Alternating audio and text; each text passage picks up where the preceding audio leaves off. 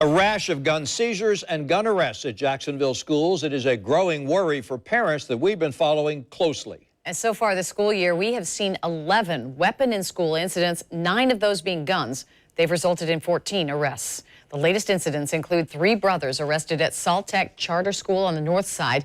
The other 2 rifles were found at Providence School, though no one was taken into custody. We are covering both of these stories for you tonight. Elizabeth Campbell spoke with the father of those 3 brothers. But we begin with an I-team investigation exposing yet another incident of firearms found at a local school, only this time after 2 rifles were discovered on the campus of Providence School.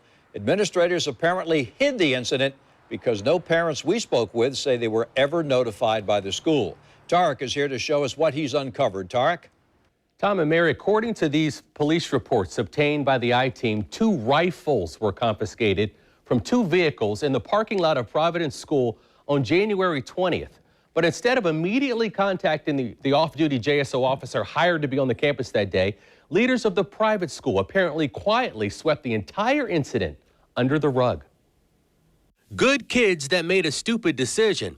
Both students have never gotten into trouble before. It's what Providence school headmaster Don Barfield eventually told police about 2 18-year-old students who both brought rifles to school. According to the report filed 4 days after the guns were found on campus, a school counselor told police an 18-year-old student was heard bragging at the school about having a firearm in his vehicle. Police say Barfield and upper school principal Tim Anderson escorted that student to his truck and found a .22 caliber rifle like this one, along with ammunition. Barfield and Anderson interviewed that student before contacting the hired JSO officer on campus. But the report doesn't reveal what happened to the firearm and the bullets. The report says an administrator learned of yet another 18-year-old student who also had a firearm in his vehicle at Providence School on the same day. He had a .308 caliber hunting rifle in his pickup truck.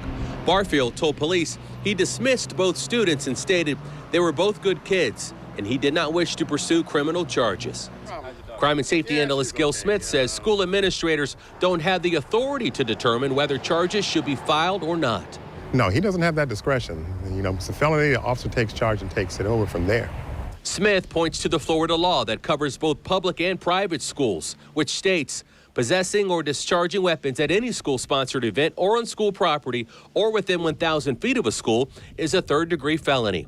Smith adds administrators should have alerted all students and their parents. You know, a lot of times with principals, whether it's private or public school, they don't want to show high crime stats in their schools. So it seemed like he was just trying to cover this up so that it wouldn't be recorded that a weapon was found on his school, especially being a private school. I mean, they're in competition with other private schools. There are some unanswered questions here. Does JSO know what happened to the weapons? I do not know what happened to the weapons, no, sir. Despite the guns not taken into custody, and despite the fact that no arrests were made, JSO says the officer at the school did follow procedure. Essentially, the officer took the report. He got the information that was given to him by school administration. He investigated to the best of his ability at that time. Again, we're talking after the fact. I went to Providence School today to get answers, and the headmaster would not speak to me on camera, but they did later on in the day issue this statement.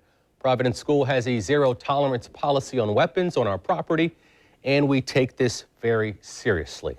So, Tarek, what happens next? Does this mean there will not be any charges against these 2 18-year-olds? Well, Tom, just minutes ago, the state attorney's office just told us this, and I want to read it to you. Because no one actually observed the gun in the vehicle, there was insufficient evidence to make an arrest. Also, the state attorney's office cites a portion of state law that provides an exception for having a gun on school grounds if it is securely encased in a vehicle. But the other issue about parents, they were not notified. They are very upset about this issue because a lot of them are just learning now here on Channel 4 that there were 2 rifles confiscated from the school on January the 20th. Now, if you'd like to learn more about this police report, if you want to see it, we've posted the entire report and the story on news4jax.com. Tarek, thank you.